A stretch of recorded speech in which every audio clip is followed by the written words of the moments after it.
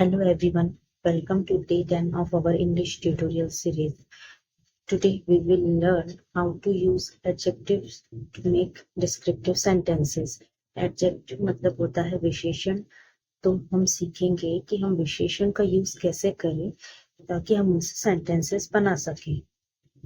तो देखते हैं, चलिए, let's see. The house is very beautiful. Here, beautiful is adjective. She is very gorgeous.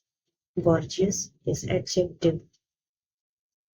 She is very kind. Here, kind is adjective.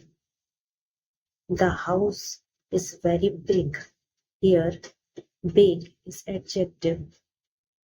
The clothes are too big.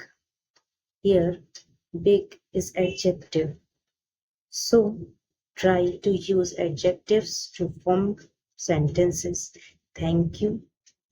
Hope you liked the video.